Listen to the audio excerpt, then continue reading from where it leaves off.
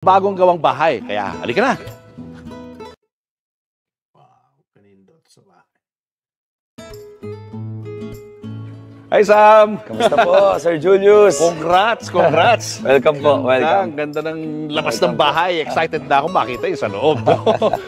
May malaking statwa ni St. Michael dito. Yes, yan po yung aking guardian angels mula ng bata ako. Naging ano ko na siya, parang laging dinadasalan na taga-protekta ever since. Opo. Devotee ka ever since, bata ka pa. Ever since po. At meron kang tattoo niyan, di ba? Meron pa dito. Wow. So, halika na. Pasok na tayo sa Tara, loob ng welcome bahay. po, welcome. Excited na ako rito. Welcome. Gano'ng katagal ginawa ito? 5 taon din. 5 years. 5 years din po. Inabutan siya ng pandemic, kaya medyo mas tumagal. Oo. So, ito ang entrance, guys. Ang laki, no? Laki ng entrance. Wow! Wow, ganda. Sino nag-design ito? Kami-kami lang. Ha? Oo, kasi ito yung mga iniisip ko dati nung bata ako na gusto ko sanang may grand entrance sa bahay. Pero, syempre may mga architects, may contractor tayo, but I'm also a civil engineer. So, syempre may konting alam din tayo sa pagdidesign at paggawa ng bahay.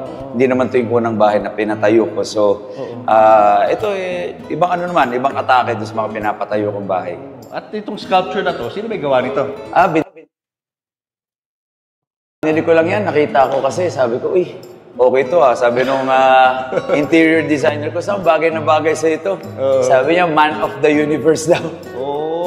Ganda. Parang it's a mix of old and new, no? Parang modern classic, gano'n ang dating. No? Classic, pero yung interior, modern na po. Makabago na kasi gusto ko bago eh. Tapos dito, ito yung ano mo, pag may mga ano ka, parties ka sa labas. Pag may mga events, ito yung garden, ila-landscape pa yun. Ba't di ka nagpagawa ng swimming pool? Nung una meron, pero nagbago yung isip ko eh. Kasi sabi ko, sa dami ng mga pinuntahan ko na mga bahay, tsaka yung mga bahay namin na may swimming pool, hindi rin namin nagagamit. Mas nagagamit pa namin yung, mas kailangan namin ng space. Let's say may mga bisita tayo, may mga events, mas kailangan namin ng space kaysa ng swimming pool. Tapos ito naman, ang kitchen nyo. Ito yung kitchen. Dining, no? Simple lang. Ito yung kitchen natin. Wow! Ano klase mga relo to? Ilan mga Richard Mille, Patek Philippe, Audemars Piguet, tsaka may bigay sa akin si Floyd Mayweather na Hublot, The Money Team. Ito, TMT. Ayan. Special edition. So, yan yung tatlong brands na paborito ko. Richard Mille, Patek, tsaka Audemars Piguet. Pero I'm sure marami ka pa nakatago. May iba po. Anong pinaka-favorite mong gamitin dito? Ito po, yung gamit ko. Itong parang ceramic lang, plastic. Richard Mille na pa. Baba Watson, all white. Magaan lang siya. Ganda. Tapos ito yung kanyang kitchen. Yan. So, ito naman parang tinuturing ko na minsan kasi hilig ko magpagawa ng bahay para makita ko yung, magamit ko yung mga skills ko bilang civil engineer. Konting investment na rin po. Ito po yung living room. Okay, nag-set up kami rito ng interview. So, mamaya iwa-one-on-one ko siya rito. Yes. Tapos ito, napansin ko yung painting ni Ronald Ventura. Ito yung commissioned artwork ni Ronald Ventura. Siya po yung gumawa nito. Sabi niya, gagawa niya ako. Sabi ko, gawa mo ako based sa buhay ko. At binigyan ko siya ng artistic freedom niya, whatever he thinks na bagay sa akin. So, di mawawala dyan yung St. Michael, Archangel. Yun, dahil Year of the Dog yata ako, nilagay niya yung wolf, yung dog. At may Richie Rich. At kaya yata naka-gas mask yan kasi panahon ng pandemic eh. Ginawa niya sa akin ito mga 2020, 2021. Ito, saktong-sakto siya dito sa pader na to. Ito yung parang formal dining kasi lagi ako may meetings. So, kailangan ko lagi ng parang long table kasi lagi ako may meeting. Ganito rin sa lahat ng bahay ko, may ganito ako. May mahabang, may long table ako para Hindi lang sa kainan, pero pwede rin sa mga meetings.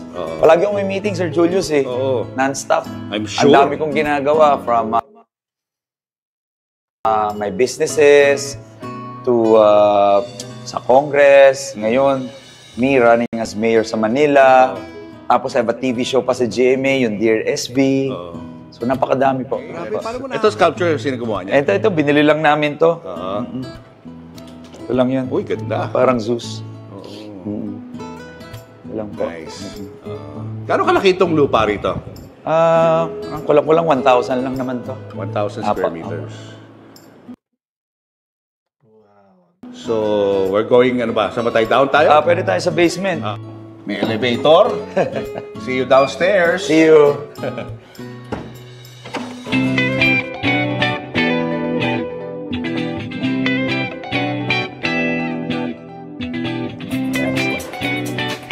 Wow! Dami sasakyan. All white. Bakit all white? Tinim ko na rin po doon sa kulay ng bahay eh, para pare-pareho. Grabe. Iba-iba. So, because of the color of the house, yun lang yun?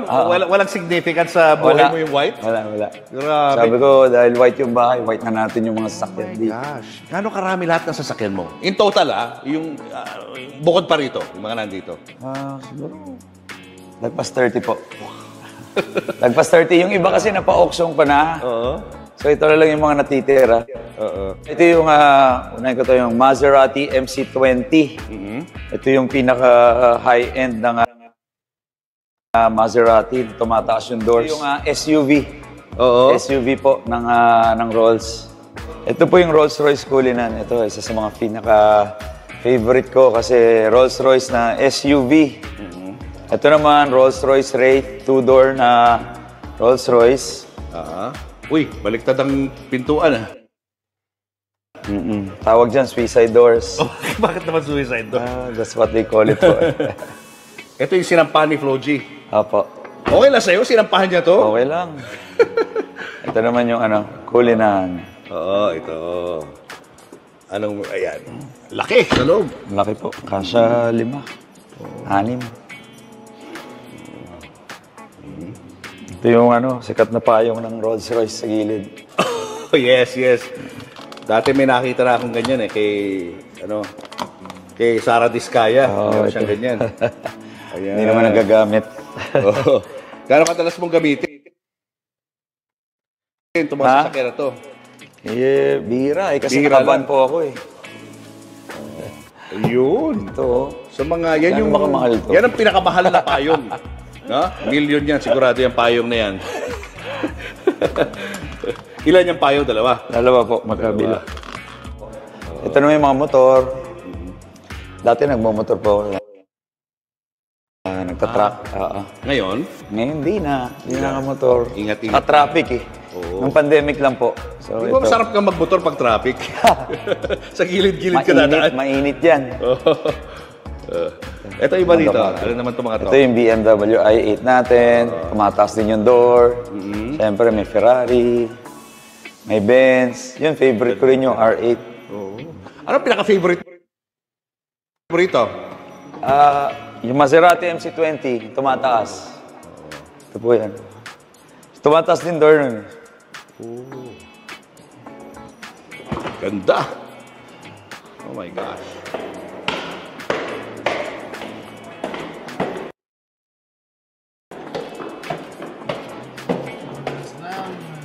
Uy, hi! Hi, Boo. Hey! Dito si Rian. Sakto. Right on time. Hello there. Sir Julius. How are you? Basta? Oo. Ito, nagtutour kami. Tinutour ko siya Oh, nice! Oo.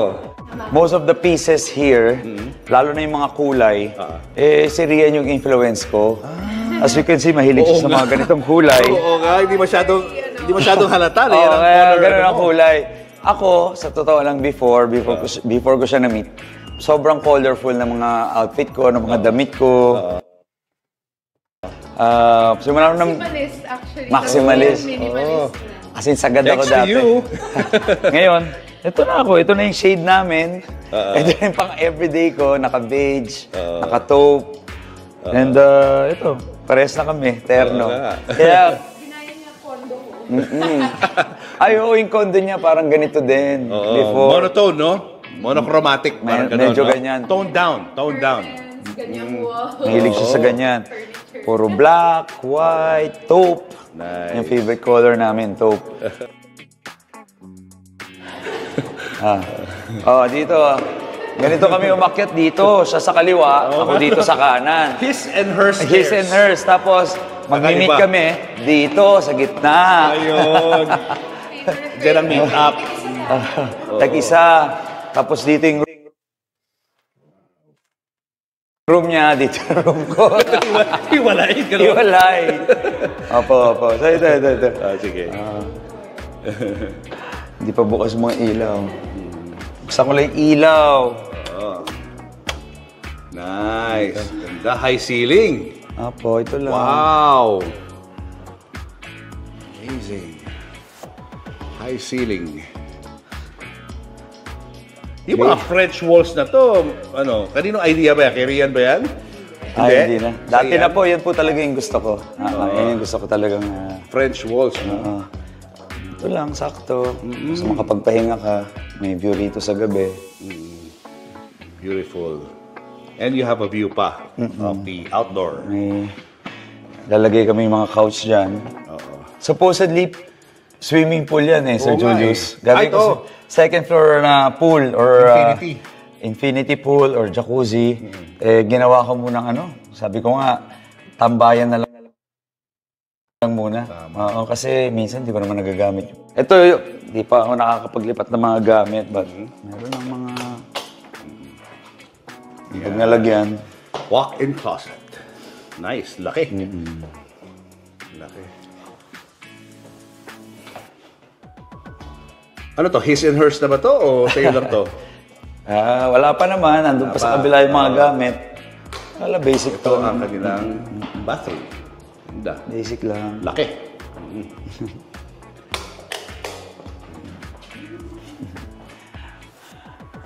Kailan yung plano mag-move in dito? Kailan? Rian? Kailan yung plano mag-move in? Okay. Actually, kakakabit lang yata kasi ng kuryente. Kakakabit lang ng kuryente. Oo nga yun. Tama na pa. May bahay din kami dito. May bahay kami doon sa kabila. Dito yung mama ko, kapatid ko, sa mga anak ko. So, ito, isang room pa. Ito. Ito ang room niya. Ba, may sarili kang room? May sarili. Just in case. Just in case? Just in case, malay mo. Just in case. Malay mo, dito siya matulog. Malay mo, pag dito siya natulog, meron siya sarili kasi nakalaking pinto. So, I share a house with Michelle D. So, that's where I live actually. But nilipat ko dito yung isa kong bed kasi nga yung house namin may ceiling fan. Hindi ko to malalagay. So, it just looks so much better here. Ganda Yeah. Si Michelle D ang niya, housemate niya talaga. Sabi ko, may extra bed ka, lagay mo dito para pag gusto mo matulog. But it's nice kasi mas north to. So if I have work in the south, syempre doon ako mag-ready. If I have work in the north, dito na lang ako mag-ready. Ganon. Thanks, boo! So convenient. Yan. Kaya may makeup siya dyan para pag kailangan niya mag-ayos, complete. Wala pang laman. Shells pa. Just in case. Ito po yung attic. Dito kami ng mga anak ko, if ever. Chill, tambay. Mga barkada po. Ito, tapos may view dito. Ng skyscraper, may mga rito eh.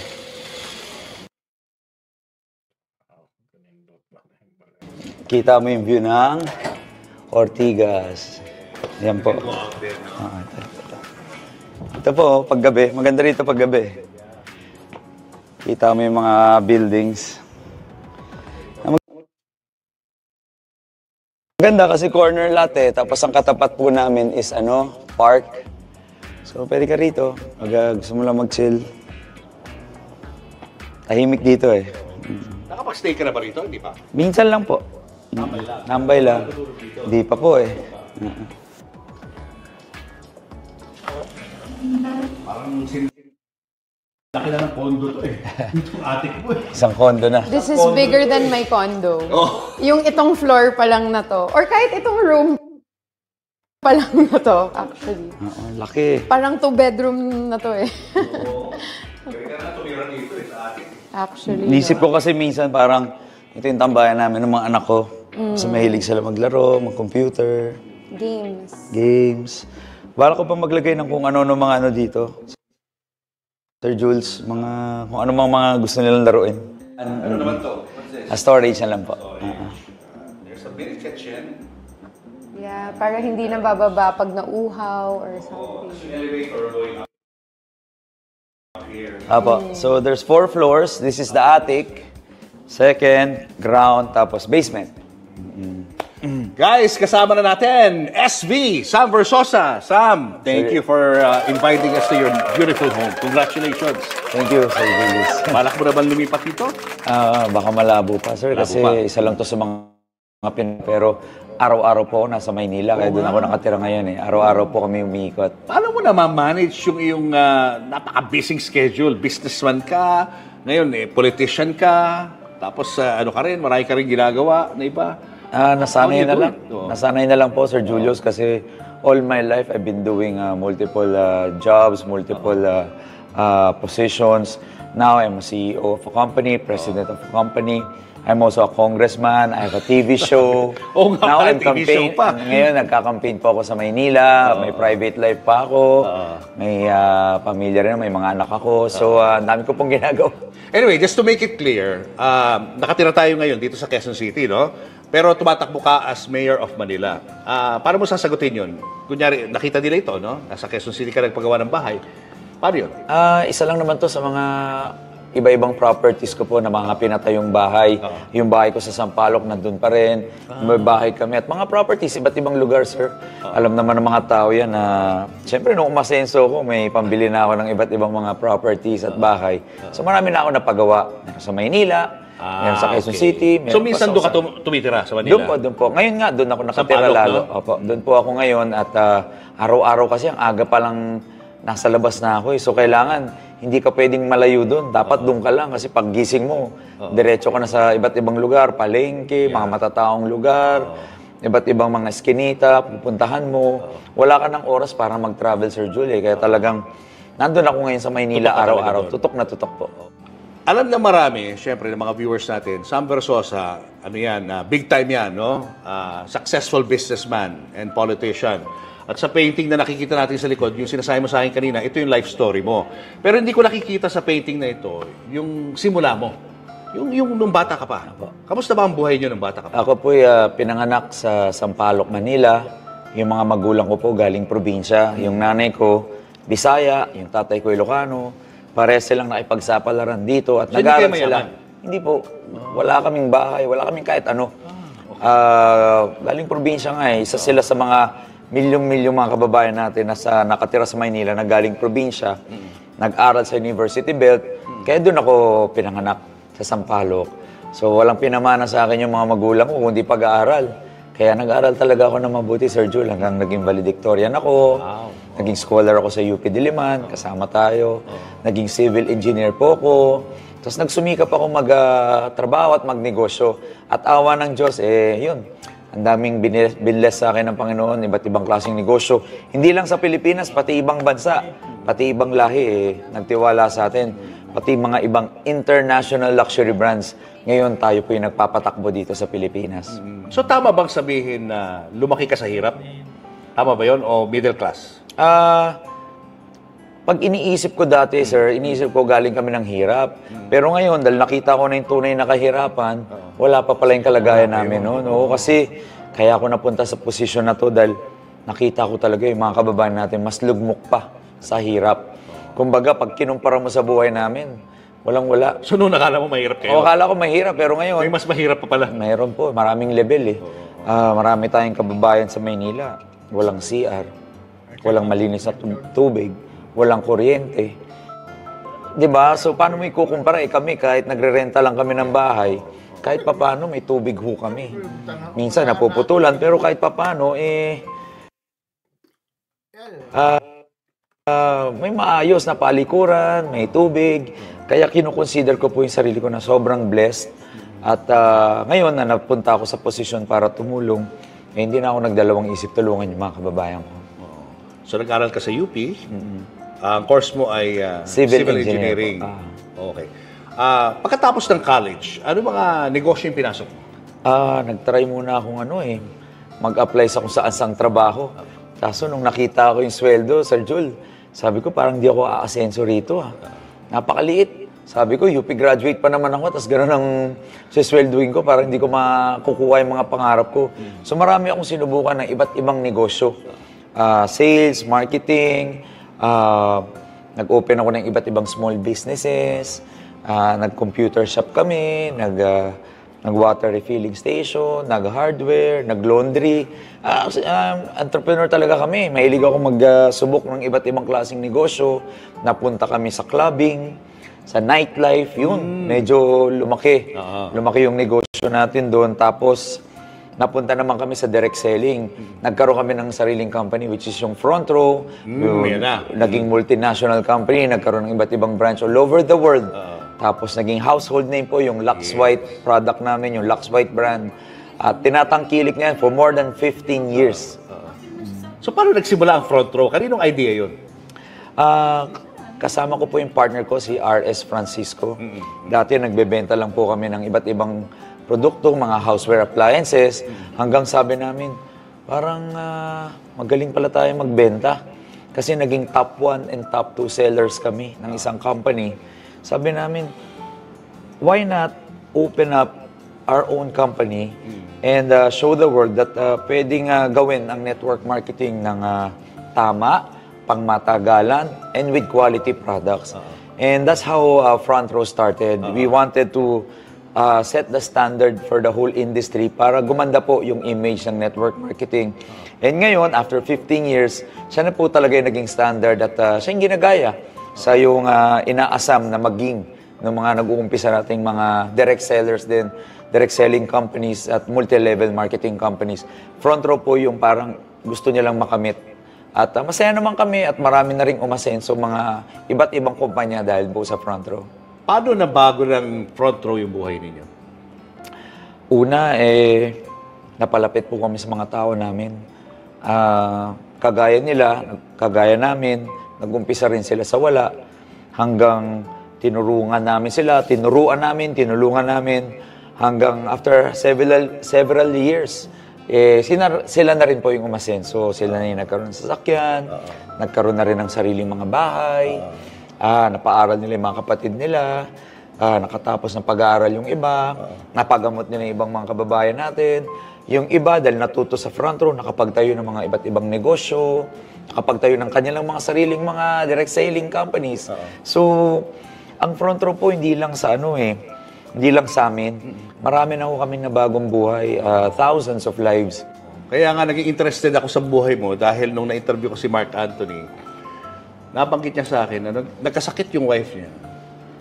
Ikaw yung sumagot na mga gastusin sa ospital na hindi ka na nagsabi sa kanya. Basta binayaran mo na lang yung bill ng kanyang wife. Kaya mas lalo ako naging interesado sa buhay mo. Ganun ka ba talaga? Talagang nagbabayad ka raw na hindi alam ng mga tao na tinutulungan mo sila? Nung kaya na namin. Pero nung dati, kami naman yung natutulungan. Alam ko kasi yung pakiramdam ng wala, Sir Julius. At alam ko rin yung pakiramdam na natutulungan ka. At masayang-masaya ako lagi pag may tumutulong sa akin. Sabi ko, pag dumating yung pagkakataon na makakatulong na ako kasama nung aking business partner na si R.S. Francisco, hindi kami magdadalawang isip tumulong. At yun na yung naging kultura ng aming kumpanya. Tulungan, hatakan pataas. Kaya pag medyo may nadodown kami mga kasamahan, talagang tutulungan namin. Mapa-financial man yan, mapa-emotional. O dun sa case ni Mark, na-hospital yung asawa niya at wala siya matatakban kundi kami. At siya naman, nakasama namin for how many years at talagang pinapakita namin na nandoon kami para sa kanya. Okay, guys, si Rian ay isa ring baker, no? Magaling siya sa mga pastries and all. Ano ba itong bago mong produkto, Rian? Tell us about this. This is, well, I wouldn't say I can make everything, but this is what my specialty is, chocolate chip cookies. And of course, I brought some over. I made it here in the oven. I just want you to try it. Oo, pero paano ba system nito? May nakita kong mga bilog-bilog siya. Ano ba yan? What's that? Ito talaga yung itsura ng cookies pag raw. So, Akala ko, squid balls or... ganyan talaga yung itsura nila. Tapos pag nilagay mo sa oven, for the first 3 minutes, dun lang siya nagiging flat. Tapos magpa-puffy siya ng konti. Tapos yun yung ending. That's it, ha? Ganun na. And how long sa oven yan? 8 minutes, 10 minutes, depende sa heat. So ito yung mga binibenta mo? Yeah. Yung mga yan? Yeah. And how much is this pack? This pack, $7.50 for 12. 12 pieces. Ano mga flavors? Ito lang talaga, chocolate chip. Chocolate chip. This is the OG. The OG, no? So I wanna try yung one cookie, no? Freshly baked. Freshly Tissue ba baked tayo yan. dyan? Tissue? Freshly baked. Freshly baked yan. Freshly baked cookie by no less than Rian Ano yan? Ramos. Salted. Actually, nagbe-bake naman din ako. I do sell it bake. Pero sa totoo lang, nothing will beat pag sila yung nag-bake. Okay, try na natin. OMG. Scary moment. OMG. Sobrang sarap. May chocolate siya, guys, sa loob. Buo-buo. Ang sarap. Pinerfect talaga ni Rian yan. So, Jules, pinerfect talaga yan. Here, I'll break it. Ganito yung itsura. Kasi hindi siya halata on the outside, di ba? Pero pag pinake mo, Oh my gosh. as in, naka-envelope. Sobrang sarap nito, guys. Ako na nagsasabi. Mahilig ako sa cookies eh. Kaya okay to. Really? Yeah. Talaga? Super love cookies. Kaya pasado-pasado sa akin. So mag-order ako niyan, ha? Ng konti. Paano mag-order? Well, meron akong website. Should I just say? Yeah, Okay. go. Really? Okay. HTTP Wow, may ganun pa. Ganun Ganito pa. na lang. Oo. Base Bakes, BASBAKES at cococart.com. Yan, order na kayo. $7.50 lang per pack. Anyway, Rian, anong feeling mo na itong si Sam tumatakbo bilang mayor ng Maynila? Okay ba sa'yo? Approve ka ba ron? Well, sa totoo lang, nung una, I didn't like it. Ayokong sumali pa siya doon sa politics. Sabi ko, tumulong ka na lang from the outside or something para hindi na siya ma-involve. Alam kong yung mundo na yan. Actually, parang showbiz din. May mga siraan. Yeah. Diba? Pero mas intense. Oo, matindi to. Kasi there's more at stake. Ang showbiz is what's at stake, diba? Jobs, parang jobs and publicity and money. Iba yung power. Nakakatakot when there's power at stake. So ayun, but what really changed my mind is pag may natutulungan siya, iba talaga yung look of parang accomplishment sa mukha niya na alam kong nothing else will ever give him. Nothing else. I cannot provide that. So, ayun, at saka as long as he's doing it for the right reasons, di ba? Siyempre, bakit ko naman hindi gugustuhin na dumami ang mga mabubuti sa mga positions of leadership? Siyempre, gusto ko din naman yun. I'm very nationalistic also. So, ayun. So if I have to suffer, charot!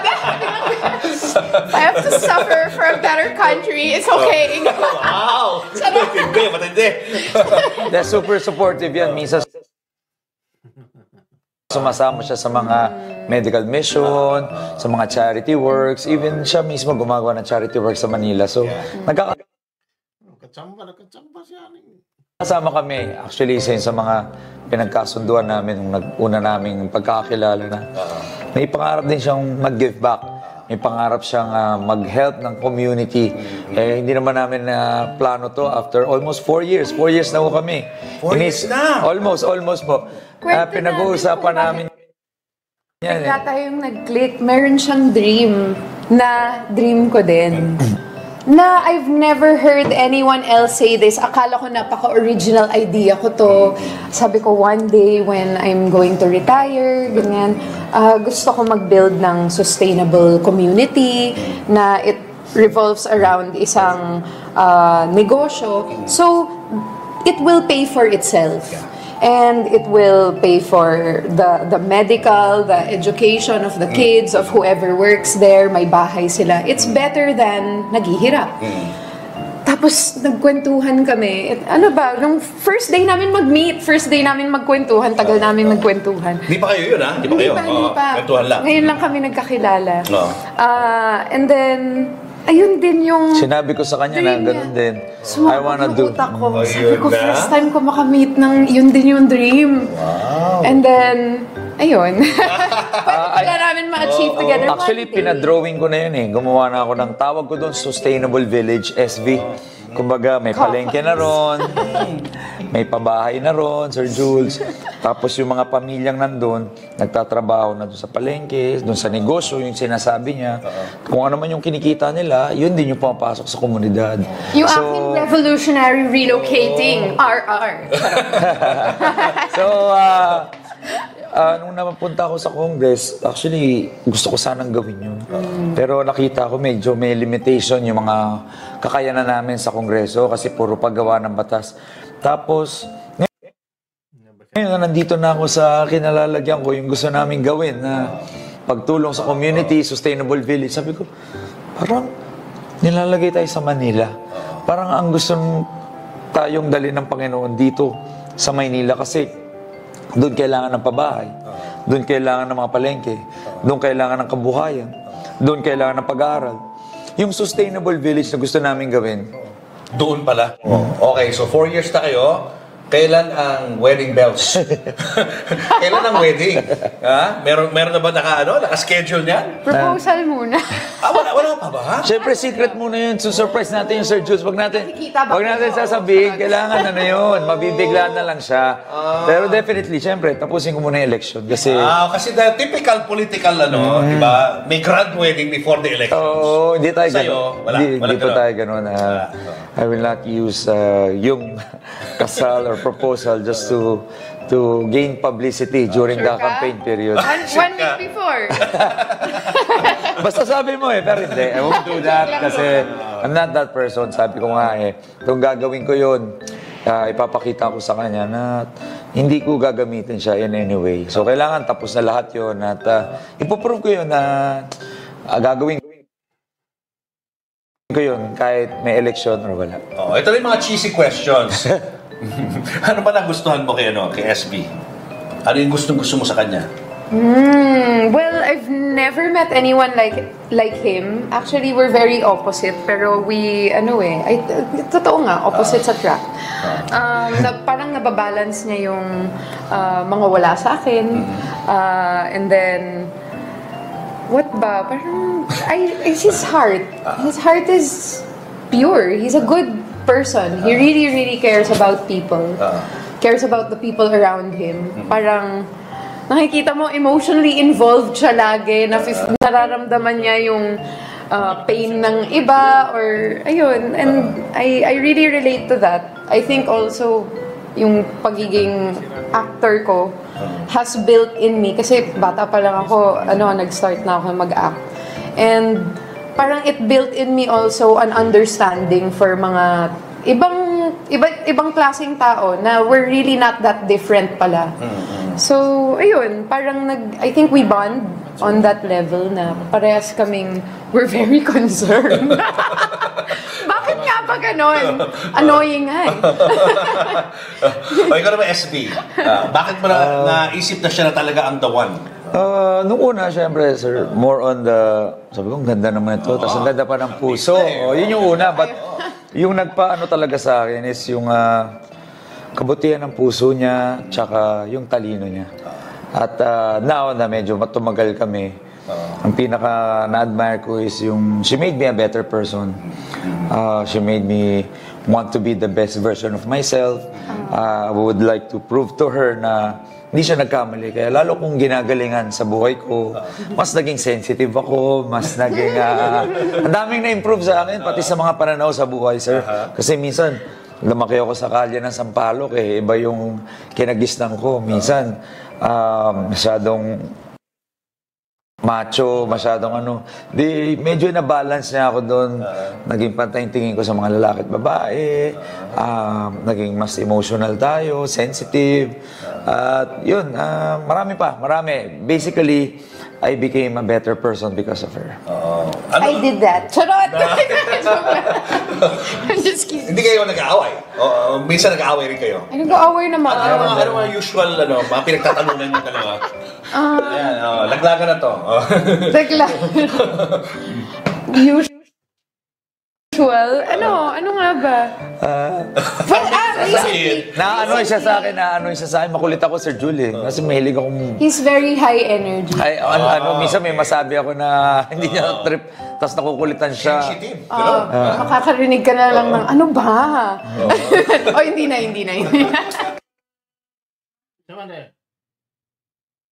Kaya kukulitan siya sa akin. Ulit. Ganun lang. Recently, time. Kasi syempre, lahat ng time niya is, Oo nga, paano niya naman manage yung time with you? Sobrang busy nito. Parang hindi natin napapahinga to. Paano nasisingit yung inyong pumili na kami ng day. Yun yung naging solution namin. Oo, kasi pumili na kami ng day kailangan para i-lock mo na yung schedule para kahit anong mangyari, hindi pwede na magka-meeting we make dito, it na magkaroon ng ganito. Time namin yun. So hindi pwede basta yun ang time nyo. Hindi na po yan. Lahat. Yes. Saan tabi mo na? May araw naman din per week na wala akong taping. Hindi ko talaga siya lalagyan. Hindi ko lalagyan ng event or whatever. Tapos siya din, hindi niya lalagyan ng event. So, maganda naman pala ang dynamics ng inyong relationship. Natutunan na yan along the way, Sir Jul. Kasi nung una, syempre, walang schedule, bahala na. Pero natutunan ko na just like any other field, na gusto mo mag-work, gusto mo maging successful in business, in career, in relationship, pinaghihirapan yan. Tinatrabaho, binibigyan ng oras. So, katulad sa relationship namin, gano'n ginagawa ko. Kung how I treat yung politics, I treat yung service ko sa tao, I treat my show sa Dear SB, I treat my business. Ganun din sa relationship. So napaka-practical nyo ng dalawa. Pero ikaw ba nag-expect ka pa rin ng isang dramatic proposal? Okay. Okay. Here's the thing. I don't need one, but I expect it because I know him. Parang kilala ko siya. Wala pa siyang... I don't know, he's a big theatrical kind of person. Showman daw ako Showman. Usually, pag siya yung nag-aasikaso ng isang bagay, mas nagiging engrande siya dun sa naisip ko. Pag ako siguro yung nakaisip ng something, very simple lang. Pag siya yung nag-asikaso, biglang nagiging engrande. So, I don't know. Engrande, daghang yung kwarta si Sam. Engrande, yun. Siya may yung engrande nga, kuandi, simple. Na-excite na ako para sa inyo, Anything naman. Mukhang maganda to. Anything naman. Just ask me. So, you're a successful businessman, no? Successful ka sa lahat ng bagay. Why go into politics? Ba't ka pumasok diyan? Masasabi ko, Sir Jules, parang dinala ako dito ng tadhana. Dinala ako ng Diyos Kasi we've been helping for the past, nung time na yun, 10 years. Ngayon kasi 15 years na. Tapos nung pandemic, talagang binuhos namin yung tulong. Araw-araw kami sa TV. Nagkaroon ako ng programa, yung Tutok Tuwing, kasama si Kuya Will, kung saan tumatawag kami sa mga kababayan natin, nagbibigay tayo ng financial na tulong. Inikot namin buong Pilipinas. Nagpadala tayo ng ayuda, ng mga supplies sa hospital. 40 plus hospitals kami unang nagpadala ng mga PPE nung time na yun, Pandemic yan. Nung pandemic, ng mga face mask. Dami namin tinulungan nun, plus lahat ng mga probinsya. Iloilo, Cebu, Zamboanga, Davao, dito sa Manila, sa Maynila sa amin, sa Pasig, sa Quezon City, Halos lahat. Umabot pa kami hanggang Dubai, sir, kasi may mga nawala ng trabaho. Nagpadala rin kami ng ibang ayuda doon. Sariling pera niyo ginagamit? Sariling pera po. Lahat ng tinutulong namin hanggang ngayon. Pinaghirapan namin galing sa sariling bulsa. Dugot pawis yan, Sir Julius. Kasi minsan, kinukumpara ako sa ibang politiko. Sabi ko, yung tinutulong ko galing sa sariling bulsa, pinaghirapan ko yan eh. Yung tinutulong sa inyo ng gobyerno, pera ng tao yan. So, lagi ko sinasabi, magkaiba po yun eh. Ako, yung tulong namin, talagang tinrabaho namin yan for more than 15 years. Yan yung natutulong ko sa mga kababayan natin. Ako nga eh, galing sa wala, binless ako ng sobra-sobra. Sabi ko, share ko naman to sa mga kababayan ko. At yun, I'm so grateful na ako po yung ginawang instrument ni God para ma-share to sa mga kababayan. Ibig mo sabihin, wala rin na tumutulong sa iyo mga negosyante, nagko-contribute ng pera? Wala po. Walang gano'n. Sarili mong perang ginagamit mo? Actually, ano namin ni RS yan, nung business partner ko si RS Francisco, pinaghirapan po namin yan 15 years. At kung ano man yung bilis namin, kasi si RS is very generous too. Sabay namin tinutulong yan. At nagpapa-auction ka rin ng mga sasakyan minsan? Recently po, nakapagpa-auction tayo. But I've done it 3 times na po. Nung pandemic, nagpa-auction tayo ng Ferrari. Tapos, nung 2 years ago, dun sa I Want to Share Foundation, nagpa-auction na po ako ng isang brand new Maserati na pinagpagawa po ng bone marrow treatment facility sa PGH. Tapos, last year, nagpa-auction tayo ng 10 kotse na worth 200 plus million para ipagpagawa po ng diagnostic centers tsaka dialysis center sa Maynila. Pero ngayon, ginagawa na siya. Pero hindi ko na inantay. Nagpagawa na rin ako ng mga SB Mobile Clinic, SB Mobile Butika, lagpas 12 na traksyo na may lamang mga X-ray, ultrasound, ECG, laboratory.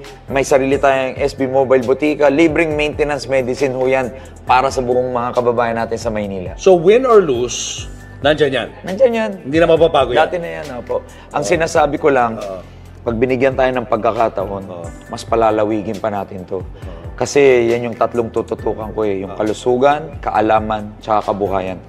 Itong 3 to ginamit ko para maangat ko yung sarili ko sa hirap. Number 1 problem po ng Manila ay kalusugan.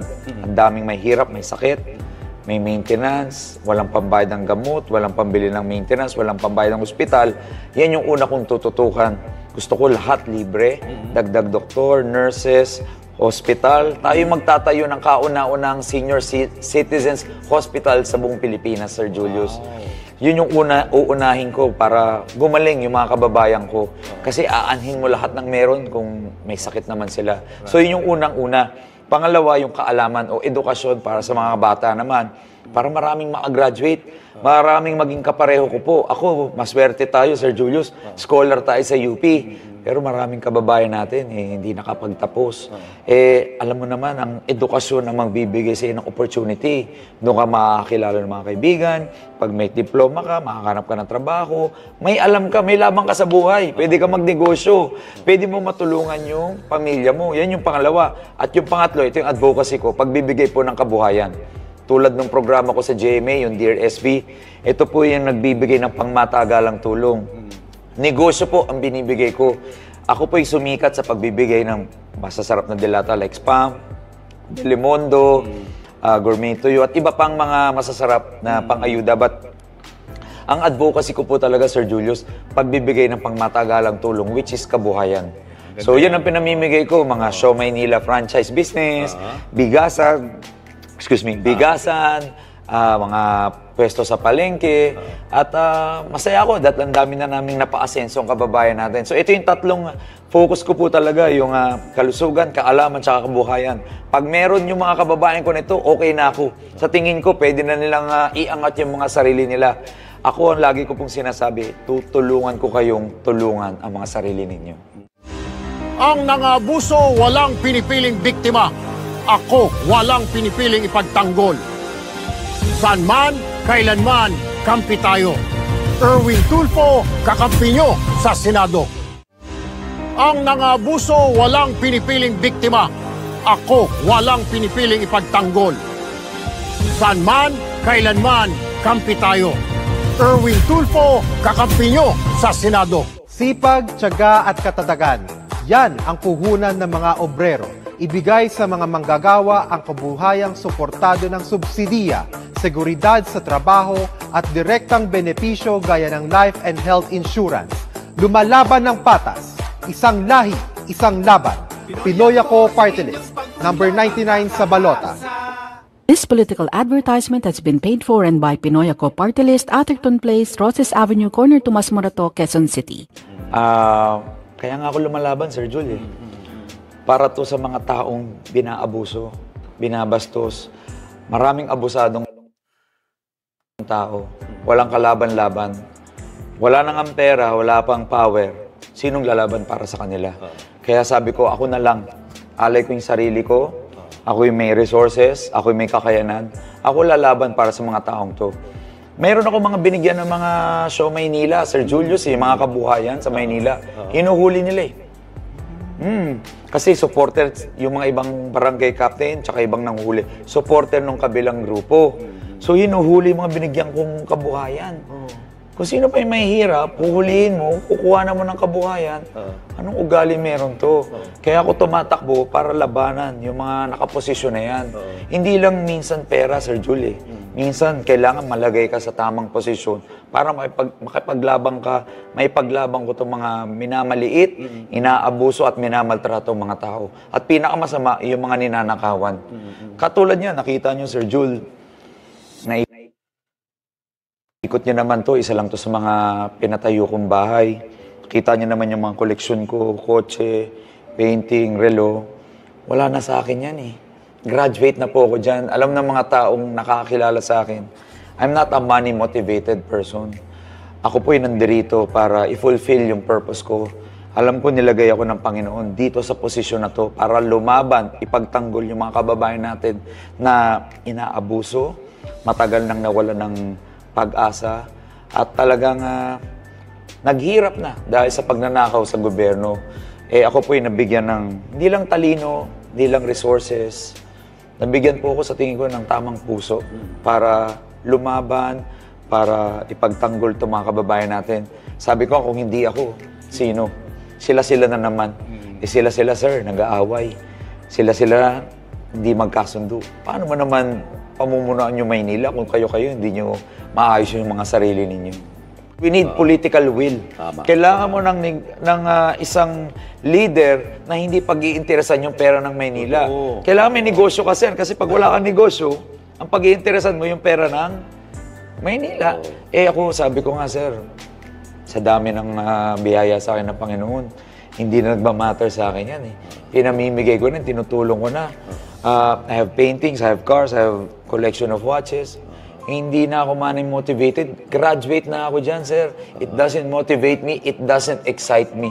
Ang nagpapa-excite sa akin, pag may nababago akong buhay, pag may natutulungan ako, at pag may nagagawa ako sa purpose ko. I think that's my real happiness right now. People ask me, ano daw yung nagpapasaya sa akin? Pag na-fulfill ko yung purpose ko sa buhay. Sana ay matupad mo yung mga pangarap mo at makatulong ka pa sa maraming tao, win or lose, patuloy pa rin ang pagtulong mo sa mga kababayan natin. Tuloy-tuloy lang to, Sir Julius. Ako, sabi ko nga, it's not the destination sometimes. Sometimes it's not the journey.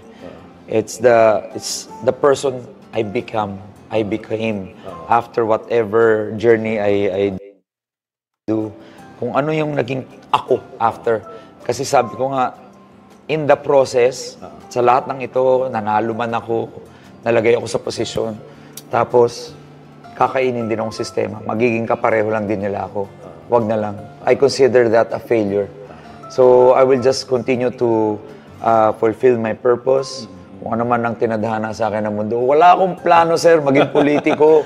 Tahimik ang buhay ko. Ang sarap-sarap ng buhay ko. Pero sabi ko, dinala ako ng Diyos dito. Calling, ano? Calling wala plano to, sir. Sinong gustong sumolve ng problema ng buong Maynila? Totoo. Pero, sir, andyan na eh. Binless ako ng Panginoon eh. Saka happy ka naman sa ginagawa ko. Masaya ako, sir. Yun naman ang importante. When you're happy with what you're doing, without stealing money from the people. At napamahal na ako sa kanila. Malaking bagay yun. Sobrang napamahal na po ako sa kanila at sa tingin ko, magpapasaya sa akin pag nakita ko yung mga umaasa sa akin, ay talagang nabigay ko yung inaasam nila na tulong, inaasam na nilang pagbabago. Sa tingin ko, solve na ako. And you're only 42 years old. Yes, sir. Ano ka na? I would say na billionaire ka na, no? Masasabi at 42 years old. Puso. Anong pwede mong i-share sa mga viewers natin na gusto rin maging katulad mo balang araw? Or maging malapit man lang sa iyo balang araw? Ako, sir, never stop dreaming eh. Ako, talagang gusto kong umasenso. Tapos, nangarap ako, pinagsumikapan ko siya. Pare-pareho lang ho tayo. Wala, ilan lang ang oras natin, pare-pareho tayong 24 hours. Siguro, mas nagsipag lang ako, mas naging disiplinado lang ako, mas pinaging porsigido ako, mas motivated ako, non-stop improvement ng sarili ko, nag-aaral ako, lumalabas ako. Ano, sir, totoo lang, may asar ako sa tamad eh. Gusto ko talaga nagsusumikap kasi marami akong iniidolo. Kahit successful lang, sisipag. That gives me the motivation na mas magsipag pa rin. Ako, kahit narating ko kung ano man yung narating ko ngayon, inisip ko marami pa akong kailangan matutunan, marami pa akong kailangan alamin. Ang dami pa sa mundo na i-improve mo. So never stop improving, never stop learning. Kasi with that, magagamit mo kung ano man ang meron ka, anong alam mo, may tutulong mo at may aambag mo, hindi lang sa ibang tao, pero sa lipunan at sa bansa mo. Well said. Thank you so much. Maraming salamat, sir. Sam